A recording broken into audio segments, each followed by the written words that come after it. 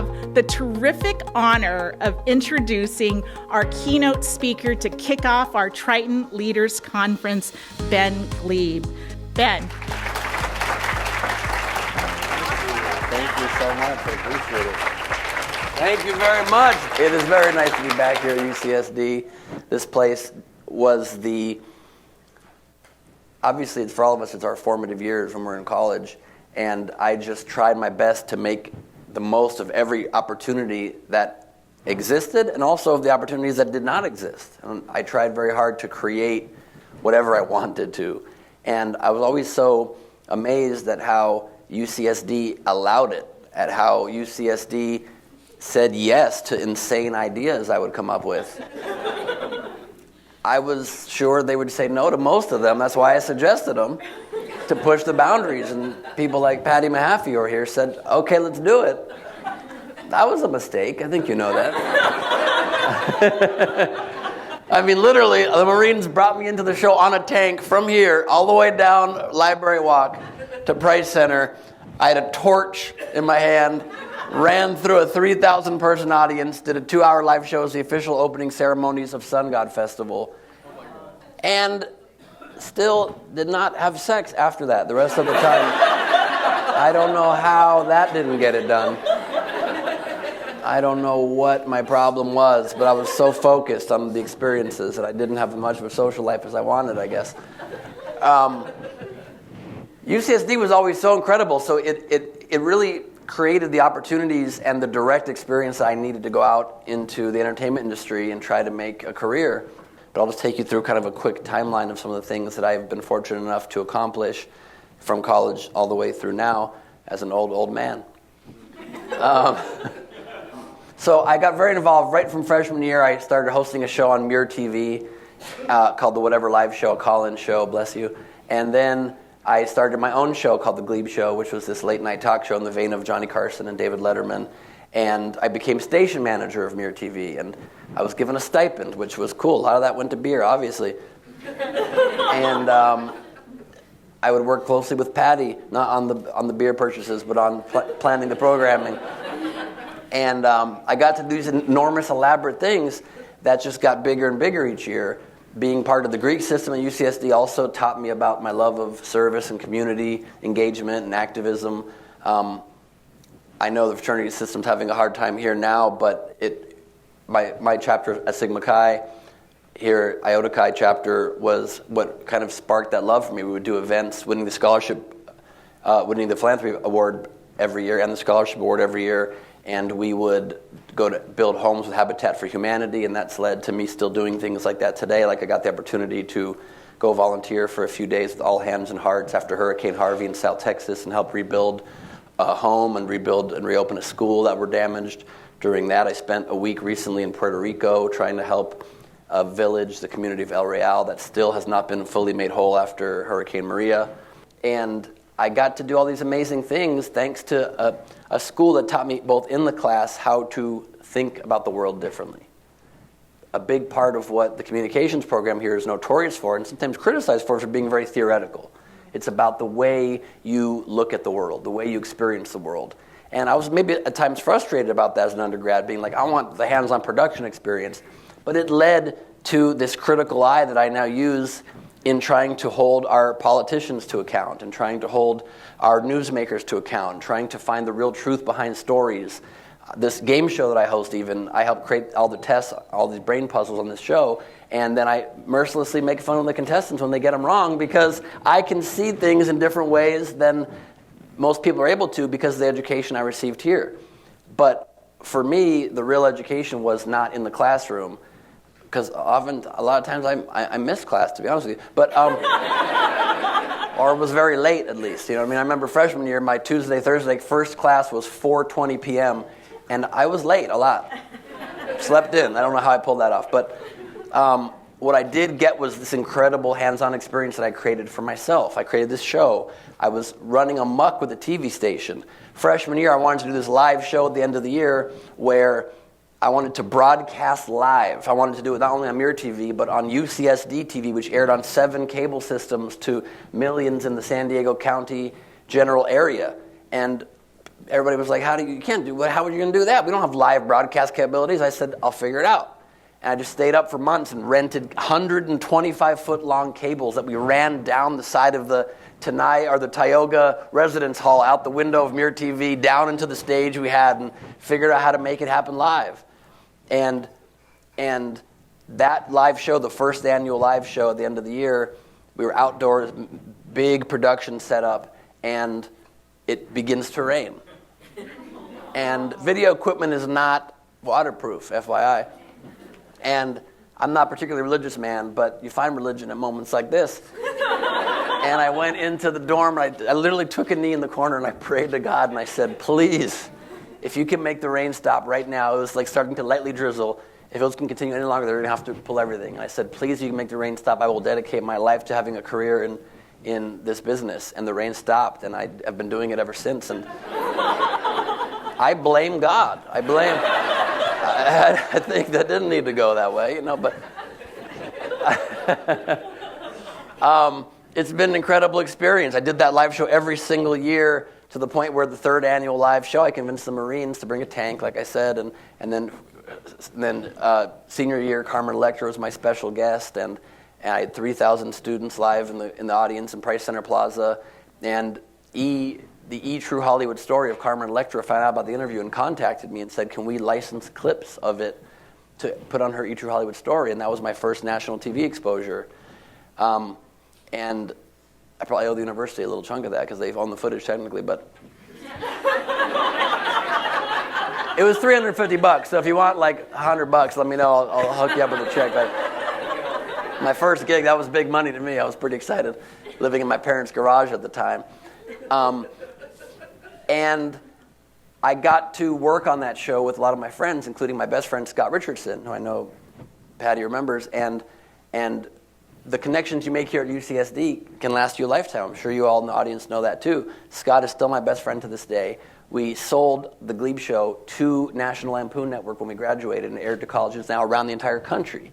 And then we sold that, partnered with Lorne Michaels of Saturday Night Live fame, and worked on a pilot. We sold it to Fox. We were going to make a pilot, and then they fired the department and didn't make our pilot, and that was a big setback. But we got to create that together. And then Scott and I created a live event company because we didn't want to have real jobs. It would keep us too bogged down from our creative endeavors. So we created a live brand called Comedy Juice.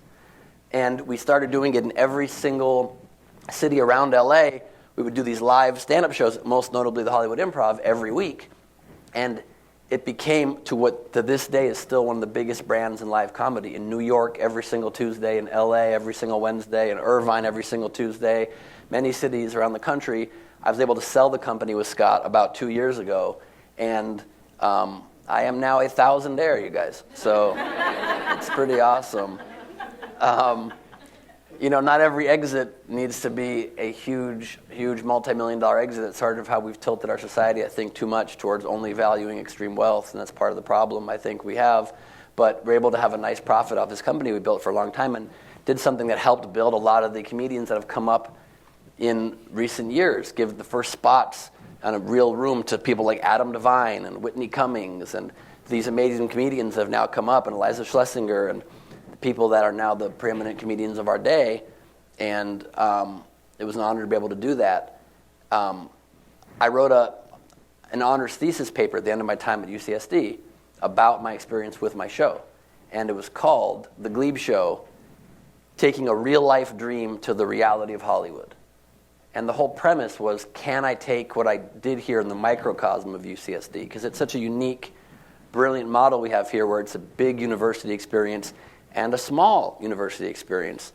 We were all in our own individual colleges. I was at Muir.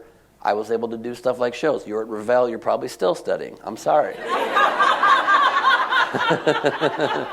That's a bummer for you.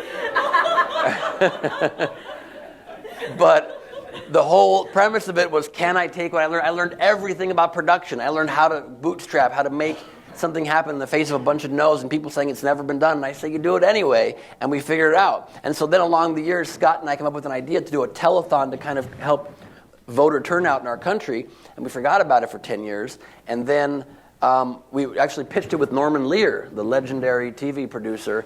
And and creator, and then he pulled the plug on it last minute. And then 10 years later, before these 2018 midterms, I was at a political conference in Philadelphia called The Arena, and it's all about the man in the arena, the beautiful Roosevelt passage about it's not the critic that counts, it's the man who's in the arena and whose blood, sweat, and tears are creating the reality, whether you fail or succeed, it's that you're trying. And that's always been my motto and the thing I try to live my life by. And my passion has always been entertaining people and trying to make the world a little bit of a better place. And I've tried to dedicate all my time to doing both of those things. And so the idea pops back in my head. This was just 7 weeks before the midterm elections. I thought, oh man, this old telethon idea. I wonder if it's too late to try to pull it off. Now, if you don't know about television production, to pull off any show, let alone a huge telethon airing nationally, it's a year-long, at least, production. You sell it, you do contracts, you solely make partnerships and deals and branding and everything, and then you find distribution, then you book talent, then you write it and you rewrite it and all these things. I had 7 weeks from the idea, and I said, let's try. Let's see what we can do. Wasted about a week or two of those trying to meet people and talk to people and see if it was plausible.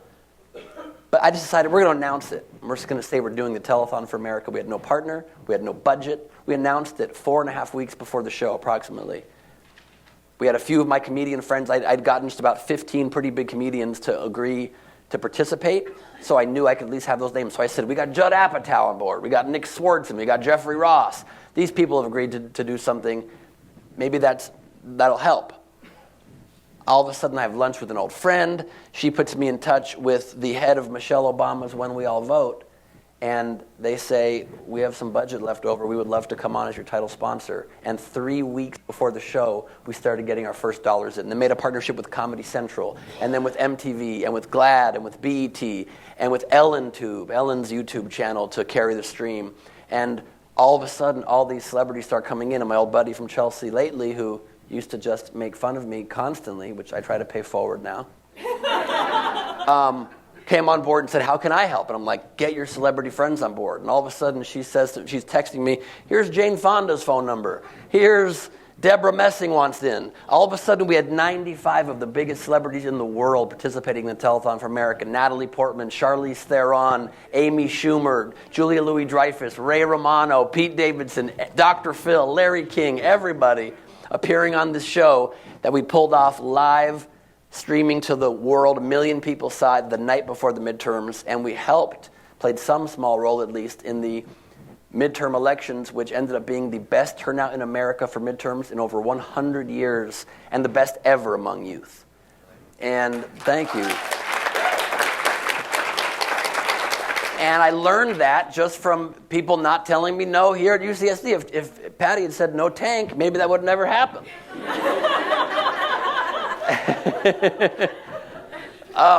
So it's just been so cool to go out into the world and try to make big things happen and try to make your mark and try to do bold things. You know, I created this podcast 8 years ago now called Last Week on Earth. It's on Kevin Smith's Smodcast Network, where I summarize the world every week. And I've had incredible people on it. General Wesley Clark did our 100th episode.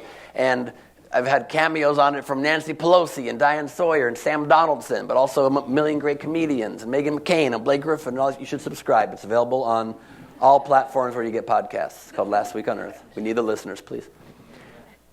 It is now over. We ended this endeavor on December 30th, but seeing the state of the world, I was just not happy with where things are going in the last few years. And I am very politically active, and I feel like in these altered times, I had the thought that, you know, personally, I'm a Democrat, and I believe I know I'm not trying to be political. Believe whatever you like, but if you are a Democrat and you want to unseat Donald Trump, my theory is that you can't beat him with traditional politics. He's not a politician. What he really is the best heckler in political history, and the way you take down a heckler, from my experience, is with a comedian. And so I decided to run for president of the United States. And yeah. I lost, but thank you. In May, we launched a campaign and hit it hard, and we were getting donations from all around the country, and we were getting some press appearances and hitting the campaign trail, living basically in Iowa and New Hampshire and meeting people, having them share their problems and their concerns and their dreams and their hopes and the things they wish could be different in the country, and trying to resonate and trying to get ahead and trying to have a breakthrough moment. Thousands of donations coming in, but then Kamala Harris drops out because she doesn't have enough millions of dollars. The reality of how much money affects our politics, how we have to get the influence of money out, became so starkly clear. How the media does influence so much who you get to hear from. And so I don't think it's fake news, but they definitely influence the narrative a lot of who you get to hear from and what stories you indeed do hear. I mean, a funny anecdote about that is Iowa, local media was nicer to us than national media. Our biggest national media was Larry King had me on, which was incredible. I had him on the telethon. He kind of owed me one. But and that was a cool interview. But local media in Iowa, New Hampshire was really great to us. We got the front cover of the Nashua Telegraph, one of the oldest newspapers in America. And then in Iowa, one of the big political shows is Insiders with Dave Price on WHO. It's the NBC affiliate in Iowa, in Des Moines. And they had me on a couple times to be interviewed about my platform, about the campaign. You can still go check out Gleib2020.com if you want to read about more of what the campaign stood for. Now, if you click donate, it goes to the Democratic Unity Fund, just to make sure that we all come together behind the nominee. But again, whatever side you're on, if you want to donate to Trump, you can go to Make America Even Greater Again, or whatever it is, .org. You do you. I don't have no preferences during speeches at universities. But, and so I do the interview, it's great, and then I go to the Iowa State Fair. And I'm shaking hands and meeting people and eating meat on sticks and talking to the president of the Pork Growers Association, learning like the minutia of why the trade deal is such a delicate balance with China, because China, even a small part of it is that China orders parts of the pig that most of the world doesn't eat. And so when there's trade tensions, you can't sell all of your pig, and then farmers go under. And so that kind of detail about how thin of a line success or failure can be in life is so interesting. And then I go to the WHO booth where they have the famous corn poll. I'm sure you've heard of it, some of you, where people at the fair literally just take a kernel of corn and put it in a mason jar of the candidate they prefer. And I look, and I don't have a mason jar. And I said to the WHO, like, why do I not have a mason jar? They're like, we're out of jars. And so I go, okay, if I go find a jar, can you put it there? And they go, yeah, we're also out of the little cardboard podiums for them. So the next day I go to be interviewed by Dave Price again on I'm a legit candidate on their news show. And I say to Dave off air, I'm like, Dave, why didn't you give us a mason jar? And Dave's response was, well, we had a meeting. They had a meeting. Decided against it at the meeting, you guys.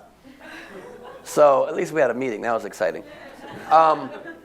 But despite all the cool things I've gotten to do in my career, it's always a slog. And I think the biggest thing I've learned about turning your passion into action is that it's the best way I find to go through life is to really find your passion, identify it, hold on to it tight, because that is the engine that'll push you through everything. That'll make you work hard through every single thing that you do. It'll keep you working incredibly hard because it's hard to succeed these days. And if you don't have something driving you, it's easy to lose focus or lose hope. And if you really know what it is that you want to do and what you want to achieve, it can really help propel you so much stronger. Because I'll leave you with this little anecdote. If you thought that story was humbling, I've done some cool things. I've told you about some of them today. But to this point in my career, I've done over 400 episodes of television. 100 episodes of Chelsea Lately, 25 episodes of the Today Show with Kathy Lee and Hoda. Yes, it's real alcohol. And I got hired to do a hidden camera bit about a year ago for the Late Late Show with James Corden. You may have seen it. We pulled a prank on David Beckham. And it's a hidden camera bit, so obviously you can't be recognized or the whole thing goes underwater. So I show up and thinking, I've done 400 episodes of television. David Beckham might recognize me. I've got a plan. I brought these glasses to wear in the bit. These thick glasses. And I say to the producer, I brought these disguised glasses and to make sure he doesn't recognize me. And she looks at me without pause and says, I wouldn't worry about it. Point being, you always got to keep pushing. you're up one day, the next day you still got a bunch to keep climbing. So just work your best, and you can always find success as long as you keep focused on what your passion really is. And that's what I was taught here at UCSD. Thank you.